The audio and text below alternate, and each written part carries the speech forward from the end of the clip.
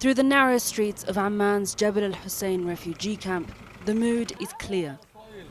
Palestine. No America! No America!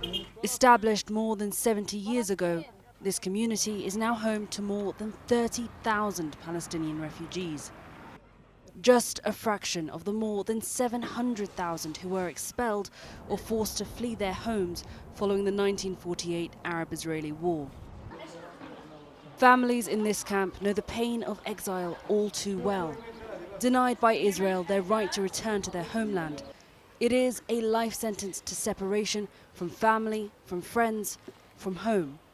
And for those with loved ones still in Gaza, they say it is a sentence to the cruelest form of anguish. Are we not human to you because we are Palestinian? At any given moment, I could get a phone call telling me that my sister and her children have been killed. You know, my mother was killed during the Gaza war in 2009. I hadn't seen her for 12 years. Ali Al-Utla says that he has more than 70 relatives in Gaza that have already been killed in this latest round of Israeli airstrikes.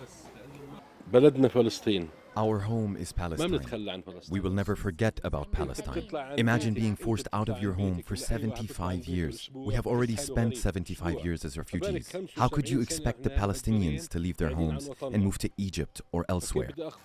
Now, the prospect of thousands more Palestinians being forcibly displaced to neighbouring countries or even further afield has been condemned by leaders across the Arab world and has been characterised by both the King of Jordan and other officials as both a war crime and a red line for the country. The Israelis were always adamant about no return of refugees, and that's why the Palestinians cling to what they call law of return, or the right of return back. So any eviction, any new mass of Palestinian refugees for us is a repeat of 1948. That fear of history repeating itself, of another Nakba, or catastrophe as Palestinians describe it, is felt across the region. Many of Hania Saadawi's relatives are trapped in Gaza. Now, Hania spends every morning calling loved ones, hoping they are still alive. I don't even know whether my family is going to be able to go back to their homes, if they're going to have homes to go back to. And of course, the biggest fear is that they're going to be evacuated and turned into refugees. They don't want to move.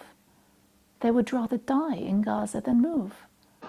The connection felt by Palestinians to their homeland is hard to overstate. At this church vigil in Amman, a poignant moment of remembrance. "O Jerusalem," they sing, a 1960s melody beloved across the region, dedicated to the Holy City and to the Palestinian struggle. A cause which has drawn people of all faiths, of all walks of life, together with a message of enduring solidarity.